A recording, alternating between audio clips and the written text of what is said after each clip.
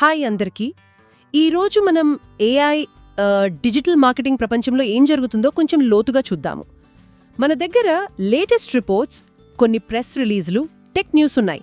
అన్నీ జూన్ 11, 2025 నాటివి. అవును. వీటిలోంచి మనకు ముఖ్యంగా ఆంధ్రప్రదేశ్, తెలంగాణ టెక్ సీన్కు, బిజినెస్లకు ఉపయోగపడే విషయాలేంటో తెలుసుకుందాం. కరెక్ట్. చాలా డెవలప్మెంట్స్ ఉన్నాయి. అవును. ఏఐ సెక్యూరిటీ నుంచి కొత్త మార్కెటింగ్ టూల్స్ దాకా చాలా ఇంట్రెస్టింగ్ స్టఫ్ ఉంది. సరే, లెట్స్ డిగ్ ఇన్. ముందుగా ఏఐ సంగతులు చూద్దాం. క్రౌడ్ స్ట్రైక్, ఎన్విడియా కలిసి ఎల్ఎల్ఎంల లైఫ్ సైకిల్ని సెక్యూర్ చేయడానికి ఒక పెద్ద ఇంటిగ్రేషన్ అనౌన్స్ చేశారంట. అవును, ఇది చాలా ఇంపార్టెంట్ డెవలప్మెంట్. 1,00,000కు పైగా ఎల్ఎల్ఎంలకు ఫుల్ లైఫ్ సైకిల్ ప్రొటెక్షన్ అంటున్నారు. 1,00,000కు పైగానా? ఓహ్, ఆహా. ఇది ఎంటర్ప్రైజెస్కి చాలా ముఖ్యం. ఎందుకంటే ఏఐ వాడకం పెరుగుతున్న కొద్దీ ఈ డేటా పాయిజనింగ్, మోడల్ ట్యాంపరింగ్ లాంటి రిస్క్లు అవి కూడా పెరుగుతాయి. నిజమే. ఇక్కడ ఆసక్తికరమైన విషయం ఏంటంటే, హైదరాబాద్ లాంటి టెక్ హబ్స్లో సొంత ఏఐ మోడల్స్ని డెవలప్ చేస్తున్నప్పుడు ఈ సెక్యూరిటీ ఫ్రేమ్వర్క్ నిజమైన ఏఐ సార్వభౌమాధికారం వైపు వెళ్లడానికి హెల్ప్ చేస్తుంది. ఏఐ సార్వభౌమాధికారం అంటే మన డేటా మన కంట్రోల్లో ఉండటం అన్నమాట. ఎగ్జాక్ట్లీ. మన డేటా మన కంట్రోల్. దానికి ఇది ఒక టెక్నికల్ బేస్ లాంటిది. ఇంట్రెస్టింగ్. ఇక సీమెన్స్, ఎన్విడియా వీళ్ల పార్ట్నర్షిప్ గురించి కూడా ఉంది. మ్యానుఫ్యాక్చరింగ్ కోసం ఇండస్ట్రియల్ కోపైలట్ ఫర్ ఆపరేషన్స్ అనే జనరేటివ్ ఏఐ టూల్ తెచ్చారట. అవును, ఇది కూడా చాలా ప్రాక్టికల్ అప్లికేషన్. ఇది ఫ్యాక్టరీలోనే ఎన్విడియా జీపీయూస్తో ఆన్ ప్రెమిసెస్గా పనిచేస్తుందంటున్నారు. ఆన్ ప్రెమిసెస్ అంటే డేటా బయటకు వెళ్లదు. అదే దాని అడ్వాంటేజ్. ఇది ఫ్యాక్టరీ షాప్ ఫ్లోర్లో ఆపరేటర్స్కి రియల్ టైమ్గా హెల్ప్ చేస్తుంది. మెయింటెనెన్స్ టైం తగ్గించగలదు. సో ఎఫిషియన్సీ పెరుగుతుంది. ఖచ్చితంగా. దీన్ని పెద్ద చిత్రంలో చూస్తే మన ఆంధ్రప్రదేశ్, తెలంగాణలోని మ్యానుఫ్యాక్చరింగ్ కంపెనీలు మోడలైజ్ అవ్వడానికి, ముఖ్యంగా డేటా సెక్యూరిటీ కోసం లోకల్ కంట్రోల్ ఉంచుకోవడానికి ఇది బాగా ఉపయోగపడుతుంది. ఓకే. తర్వాత ఎన్విడియా, మళ్ళీ ఎన్విడియానే, ఆన్సిస్, ఇంకా డెన్మార్క్లోని ఏఐ ఇన్నోవేషన్ సెంటర్ వీళ్ళు కలిసి ఫ్లూయిడ్ డైనమిక్స్ కోసం క్వాంటమ్ అల్గోరిథమ్స్ను ఏఐ సూపర్ కంప్యూటింగ్తో డెవలప్ చేస్తున్నారట. ఇది చూడండి, ఏఐ ఇంకా క్వాంటమ్ కంప్యూటింగ్ మధ్య సినర్జీ ఎలా పెరుగుతుందో చూపిస్తుంది. ఎన్విడియా క్యూడాక్యూ ప్లాట్ఫామ్ వాడుతున్నారు. క్వాంటమ్ కంప్యూటింగ్ ఇది ఇంకా రీసెర్చ్ స్టేజ్లో ఉంది కదా చాలా వరకు. అవును, కానీ ప్రోగ్రెస్ ఫాస్ట్గా ఉంది. ఇది అమరావతిలో రాబోతున్న క్వాంటమ్ వ్యాలీ లాంటి ఇనిషియేటివ్స్కు చాలా రెలవెంట్. ఓ రైట్, క్వాంటమ్ వ్యాలీ. ఇది హైబ్రిడ్ క్వాంటమ్ క్లాసికల్ రీసెర్చ్కు ఒక దారి చూపిస్తుంది.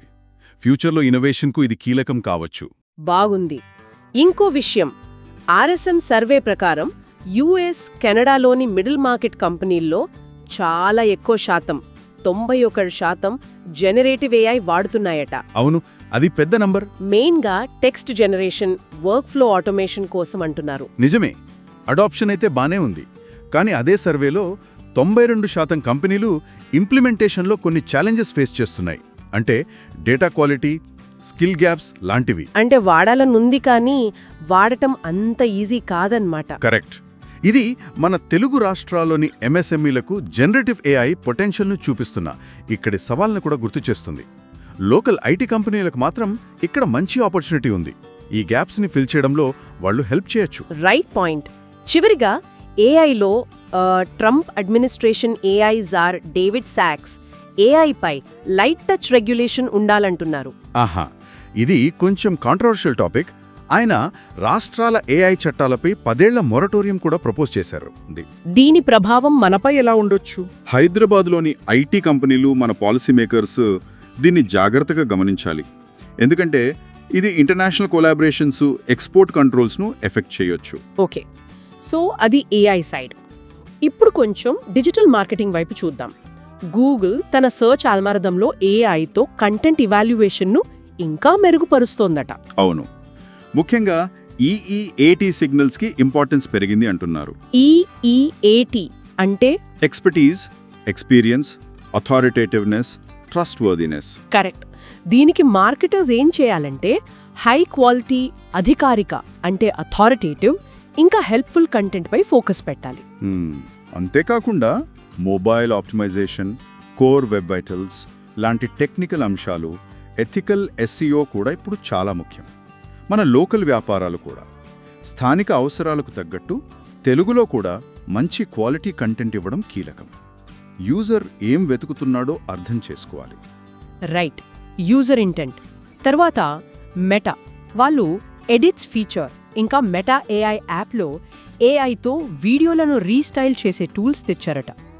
ఇది కంటెంట్ క్రియేటర్స్కు బాగా ఉపయోగపడుతుంది. ముఖ్యంగా చిన్న బిజినెస్లకు, ఎస్ఎంఈస్కు తక్కువ ఖర్చుతో ఎంగేజింగ్ వీడియోలు చేయడానికి ఇది హెల్ప్ అవుతుంది. వీడియో క్లిప్స్ కాంటెక్స్ట్ మార్చొచ్చంటున్నారు. అంటే ఒక సింపుల్ వీడియోని డిఫరెంట్ స్టైల్స్లోకి, డిఫరెంట్ లుక్ అండ్ ఫీల్లోకి మార్చడానికి ఏఐ హెల్ప్ చేస్తుందన్నమాట. ఇది అడ్వాన్స్డ్ వీడియో ప్రొడక్షన్ను డీమోక్రటైజ్ చేస్తోంది, అందరికీ అందుబాటులోకి తెస్తుంది. బాగుంది. కానీ అయితే ఇక్కడ ఒక చిన్న కాషన్. క్రియేటివిటీ బావుంది కానీ మరీ ఫేక్గా, అంటే ఇన్ఆథెంటిక్గా అనిపించకుండా చూసుకోవాలి. ఆథెంటిసిటీ ముఖ్యం గదా. నిజమే, ఇక మ్యాట్టెక్ అనే సంస్థ మ్యాట్ కనెక్ట్ను లాంచ్ చేసిందట. ఇదేంటి? ఇది కొంచెం టెక్నికల్గా ఉంటుంది. ఇది ఏఐ ఏజెంట్స్ని వేర్వేరు మార్కెటింగ్, అడ్వర్టైజింగ్ ప్లాట్ఫామ్స్ ఉన్నాయి కదా, వాటి అంతటా ఆటోమేటిక్గా, అంటే ఆటోనామస్లీగా ఆపరేట్ చేయడానికి వీలు కల్పించే ఒక ఇంటెలిజెంట్ ఇన్ఫ్రాస్ట్రక్చర్ లేయర్ లాంటిది. ఓకే, అంటే అన్ని ప్లాట్ఫామ్స్ని కలిపి ఒక ఏఐ లేయర్. ఆల్మోస్ట్.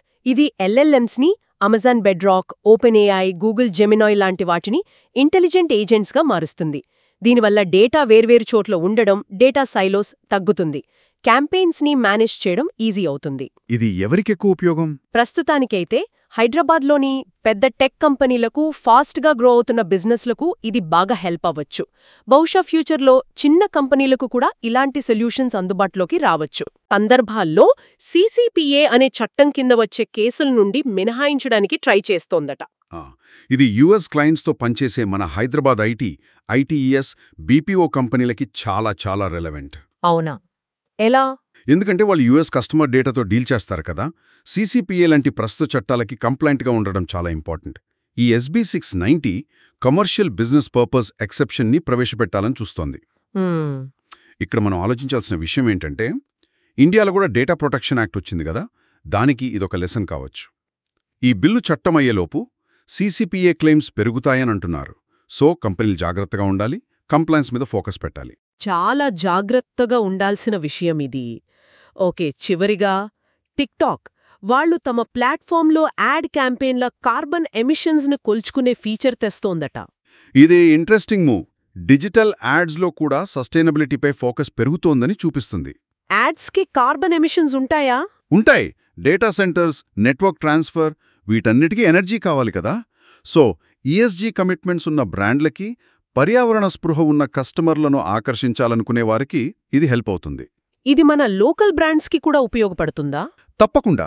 ఆంధ్రప్రదేశ్, తెలంగాణలో ఈకో అవేర్ కన్యూమర్స్ని టార్గెట్ చేసే బ్రాండ్స్కి ఇది తమ ఇమేజ్ని పెంచుకోవడానికి ఒక మంచి అవకాశం. బహుశా ఇతర ప్లాట్ఫామ్లకు కూడా ఇదే దారి చూపించవచ్చు.